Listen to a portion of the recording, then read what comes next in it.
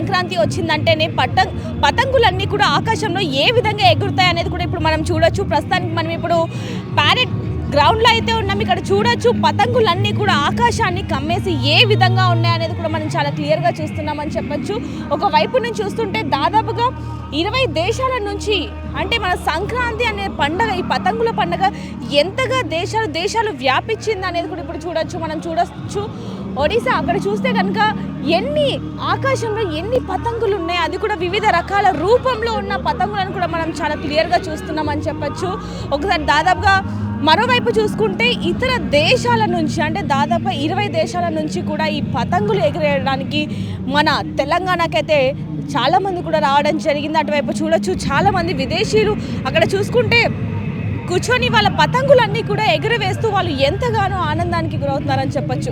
చూస్తున్నాం ఇప్పుడు ప్రస్తుతానికైతే మొత్తం కూడా ప్యారెడ్ గ్రౌండ్ కూడా మొత్తం కూడా ఏ విధంగా కలకలలాడుతుంది అనేది కూడా చూస్తూనే ఉన్నాం. దాదాపుగా ఈరోజు, రేపు, ఎల్లుండి, అంటే 13, 14, 15 ఈ 3 రోజుల్లో కూడా అంతర్జాతీయ కైట్ అండ్ ఫుడ్ ఫెస్టివల్ కూడా, అంటే మన సంక్రాంతి ఒకటే కాకుండా తెలుగు పండుగలు అనగానే ముందుగా గుర్తుకు వచ్చేది పిండి వంటలు, స్వీట్స్ కదా.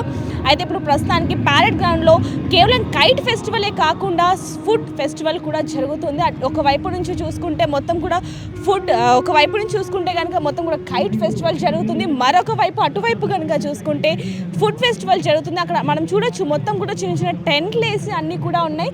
అక్కడైతే మొత్తం కూడా ఫుడ్కి సంబంధించి ఒకసారి అక్కడికి కూడా వెళ్ళి చూపించే ప్రయత్నం కూడా చేస్తాను. A to Z, అంటే వాటర్ దగ్గర నుంచి, అంటే లస్సీ దగ్గర నుంచి రాత్రి తినే భోజనం, స్వీట్స్ వరకు ఇంకా ఎన్ని రకాలు అంటే కూడా అసలు చెప్పలేని పరిస్థితి అని చెప్పొచ్చు. ఏవైతే తెలంగాణ వంటకాలు ఉన్నాయో అవన్నీ కూడా అక్కడ చూపిస్తున్న పరిస్థితి అని చెప్పొచ్చు. అంటే తెలుగు వంటలు ఏ విధంగా ఉంటాయనే అదొక్కటే కాకుండా మరొక వైపు చూసుకుంటే ఇక్కడ మనం పక్కన బాక్స్లో కూడా చూడొచ్చు సాంప్రదాయ దుస్తులు, అలాగే వస్త్రాలతో ఏ విధంగా నృత్యాలు చేస్తున్నారు అనేది కూడా క్లియర్గా చూస్తున్నామని చెప్పొచ్చు. అంటే ప్రస్తుతానికి ఏవైతే సాంప్రదాయక దుస్తుల్లో ఏ విధంగా నాట్యం చేస్తున్నారు అనేది కూడా కళకు సంబంధించిన నృత్యాలు కూడా అక్కడ జరుగుతున్న పరిస్థితి అని చెప్పొచ్చు. ఇంత ఆహ్లాదకరమైన పరిస్థితుల్లో ప్రతి ఒక్కరు కూడా ఇక్కడికి వచ్చి వాళ్ళ చిన్న చిన్న కైట్లనే కాకుండా వాళ్ళు తయారు చేసిన ప్రత్యేకమైన కైట్లను కూడా ఇక్కడికి ఎగరవేయడానికి, అదేవిధంగా అందరూ చూడడానికి అయితే ఇక్కడికి వస్తూ ఉంటారు. చాలామంది కేవలం